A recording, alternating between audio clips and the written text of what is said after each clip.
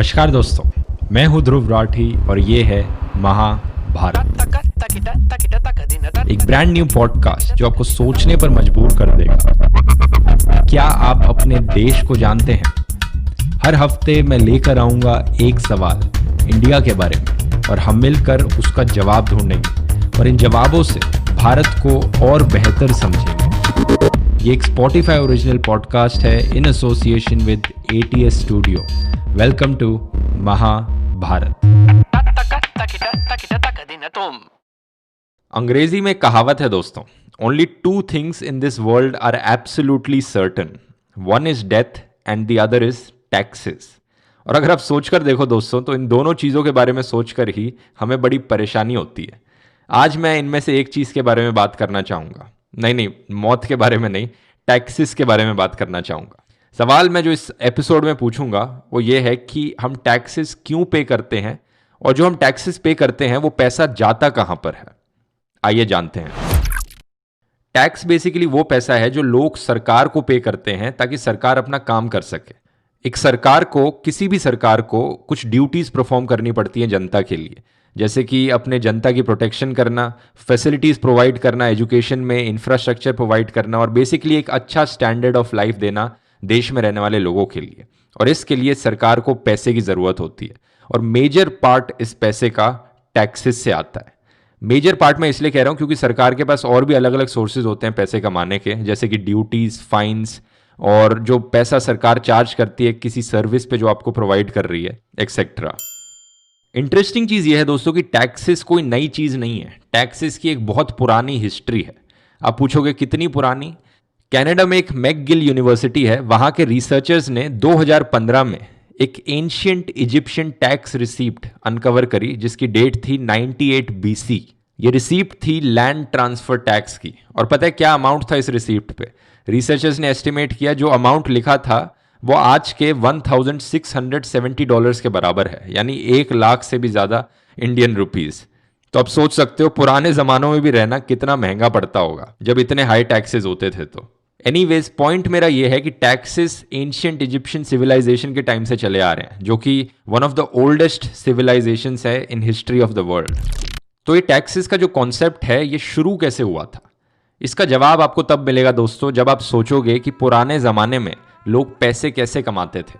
ज़्यादातर ancient civilisations में जो आम जनता थी वो अपने पैसे कमाती थी क्रॉप्स उगाकर, गुड्स प्रोड्यूस करके, मेटल्स की माइनिंग करके। लेकिन जो राजा महाराजा थे वो कोई काम नहीं करते थे, लेकिन उनको अपने लिए गुजारा चलाना पड़ता था, तो उनके पास पैसे कहाँ से आते थे? एक जरिया ये पैसे कमाने का था कि आम जनता को टैक्स किया जाए। जो अलग अलग रिसोर्सेज प्रोड्यूस कर रही है आम जनता, राजा महाराजा उस पर टैक्स लगाएं। और यही तरीका था दोस्तों जिससे राजा महाराजा लोग टैक्स कमाते थे। और क्योंकि पुराने ज़मानों में वैसे भी राजा महाराजाओं को एक भगवान की तरह देखा जाता था, तो इसलिए ये कर पाते थे। और ऐसे ही टैक्सेस ना सिर्फ इजिप्ट, रोम, बाकी सिविलाइजेशंस में होते थे, बल्कि एंशियंट इंडिया में भी एक बहुत ही इलेबोरेट टैक्सेशन सिस्टम था।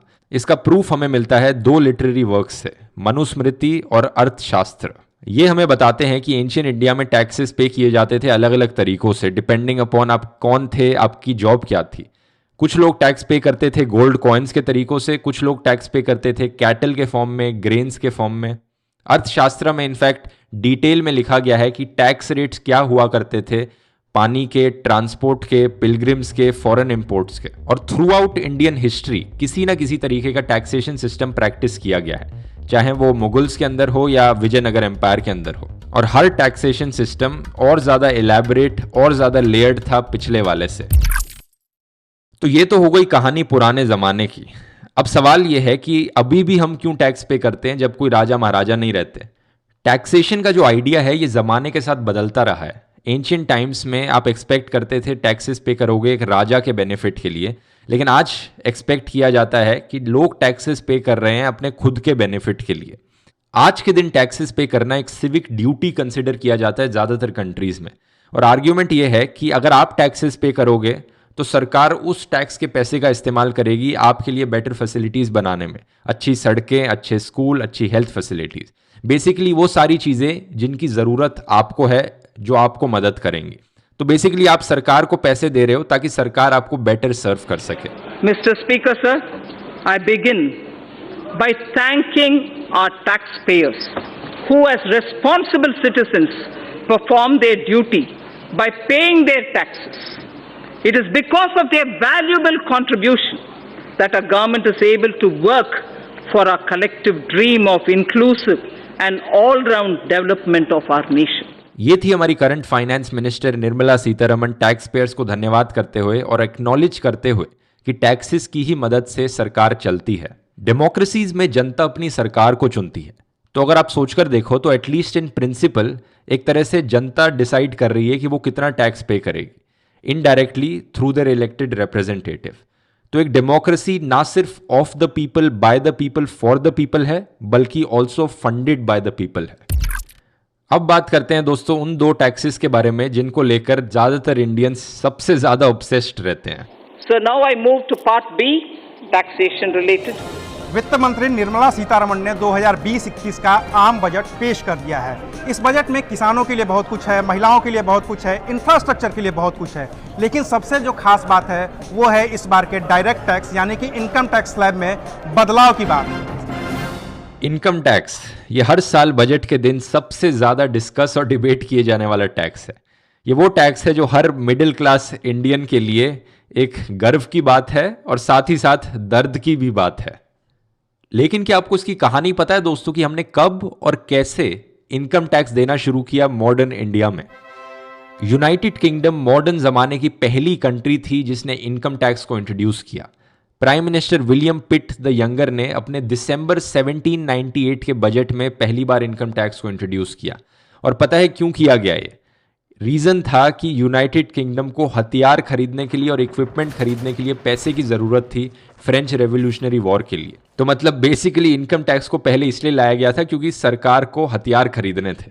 और ऐसे ही इंडिया में भी ब्रिटिशर्स ने पहली बार इनकम टैक्स को इंट्रोड्यूस किया मॉडर्न इंडिया में।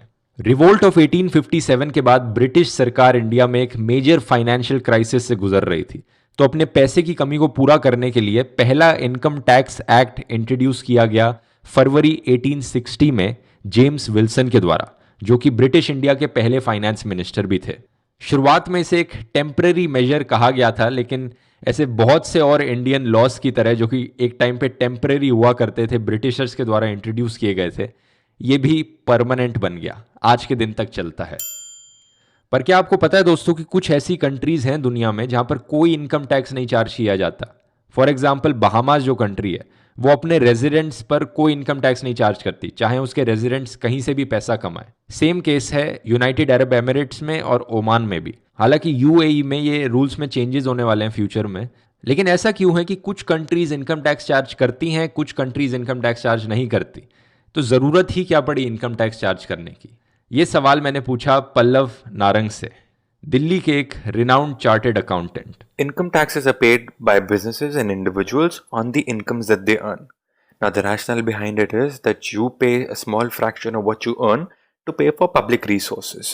You do this as a civic duty towards your country, and there are also disincentives built in if you do not pay any taxes. These may include penalties, fines, and the tax officer knocking on your door.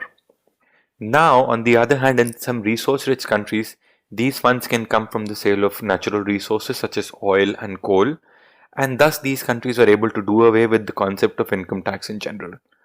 In other countries such as India, where this is not a possibility, the government has no option but to levy income taxes and collect them from the population.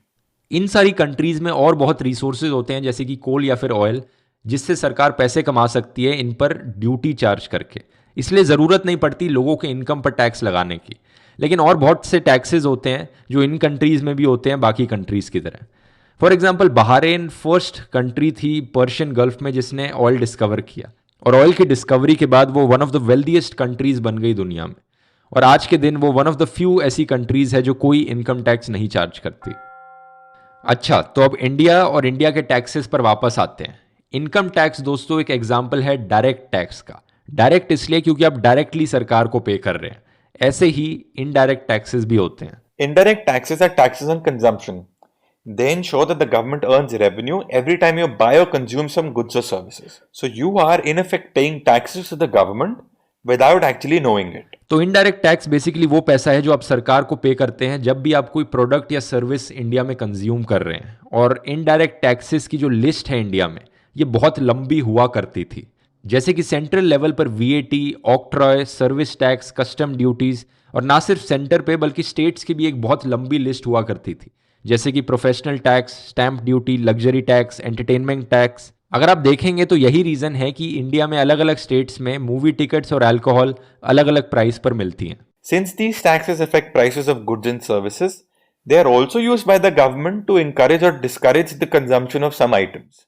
For example, you can see the high taxes on cigarettes and liquor. तो सरकार के पास एक और purpose है indirect taxes का, और वो ये है कि आपको डिस्करेज करना कुछ प्रोडक्ट्स खरीदने से, जैसे कि सिगरेट्स या अल्कोहल। आपने सुना होगा कि ये बहुत ही एक्सपेंसिव होती है, इन पे बहुत ज़्यादा टैक्स लगाया जाता है। तो बात यह है कि जुलाई 2017 में इंडियन गवर्नमेंट ने ये जो लंबी लिस्ट थी इनडायरेक्ट टैक्सेस की, इनमें से बहुत से टैक्सेस को रिप्लेस कर दिया एक इनडायरेक्ट टैक्स से, जो कि था जीएसटी। अभी इसी महीने 1 जुलाई से भारत में गुड्स एंड सर्विसेज टैक्स लागू किया गया है। इससे भारत में one nation, one tax, one market का 1 दशक पुराना जो सपना चल रहा था, वो आज साकार हो चुका है। और मैं जीएसटी को गुड एंड सिंपल टैक्स कहता हूं। जीएसटी क्या है, पल्लव हमें एक्सप्लेन करते हैं। Before GST came in, there were a large number of indirect taxes in each state. And in some states, there were a larger number of taxes or, different taxes that did not exist in other states that each business had to deal with. Plus, each state could have different rates and different rules, which meant that doing business interstate was not an easy job at all. What GST has done, it has worked to remove these barriers and to ensure that India as a country is now a single marketplace with common rates and rules as well as a single tax. तो जैसा मैंने बताया कि India में एक लंबी list हुआ करती थी इनडायरेक्ट टैक्सेस की, और इन टैक्सेस के रिगार्डिंग जो रूल्स थे वो भी स्टेट टू स्टेट वेरी करते थे। जीएसटी के पीछे आइडिया ये था कि एक इनडायरेक्ट टैक्स इंट्रोड्यूस किया जाएगा पूरे देश में एज कंपेयर टू बहुत से ऐसे टैक्सेस। तो जीएसटी ने sales tax, central excise duty, entertainment tax, octroi, service tax, purchase tax, ऐसे बहुत से टैक्सेस को रिप्लेस कर दिया। ऑन पेपर इसका ऑब्जेक्टिव बड़ा बेनिफिशियल साउंड करता है कि एक इनडायरेक्ट टैक्स सिंप्लीफाई कर देगा पूरे टैक्स स्ट्रक्चर को, जो टैक्स की अलग अलग लेयर्स होती हैं उन्हें एलिमिनेट कर देगा, सिस्टम और ट्रांसपेरेंट बन जाएगा। लेकिन जीएसटी के साथ इंडिया में क्या हुआ कि बहुत सी प्रोसीजरल प्रॉब्लम्स हुई। फॉर एग्जाम्पल, आयरॉनिकली जो चीज़ आसान होनी चाहिए थी वो चीज़ और मुश्किल हो गई। जैसे कि ट्रेडर्स ने पाया कि जीएसटी को पे करना बहुत कॉम्प्लिकेटेड था, जीएसटी पर जो रिफंड्स थे वो भी डिले हो रहे थे, और बहुत से स्मॉल ट्रेडर्स को नुकसान उठाना पड़ रहा था इसकी वजह से। और गुड्स एंड सर्विसेज टैक्स से जीएसटी को कई लोगों ने कुछ इंटरेस्टिंग नाम दिए। GST, Gabbar Singh tax. 2020 में सरकार ने एडमिट किया कि जितना पैसा वो प्रिडिक्ट कर रहे थे कि जीएसटी से आएगा, उतना पैसा आ नहीं पाया। ऊपर से जीएसटी ने बहुत से ऐसे टैक्सेस को भी रिप्लेस किया जो स्टेट्स में अलग अलग में लगाए जाते थे। तो स्टेट्स भी खुश नहीं थी इस चीज़ से, क्योंकि वो अपने रेवेन्यू पे लूज आउट कर रही थी। हालांकि सेंटर ने प्रॉमिस किया था कि वो स्टेट्स को इस चीज़ के लिए कॉम्पनसेट कर देगा, लेकिन अब ये देखने वाली बात है कि ये वन टैक्स वन नेशन का जो आइडिया है कितने अच्छे से काम करता है। टाइम ही बताएगा ये तो। लेकिन ज़्यादा इंटरेस्टिंग सवाल यहाँ पर यह है कि डायरेक्टली या इनडायरेक्टली, इनकम टैक्स हो या जीएसटी, सरकार तो पैसा कलेक्ट कर लेती है, लेकिन उसके बाद क्या होता है, ये सारा पैसा जाता कहाँ पर है, और ये सरकार पैसे को स्पेंड कैसे करती है। ये इन्फॉर्मेशन दोस्तों कुछ ऐसी चीज़ है जो हमें सिटीजन्स होने के नाते पता होनी चाहिए, और एक्चुअली पता होनी बड़ी आसान भी है, क्योंकि ये बजट में अनाउंस करी जाती है।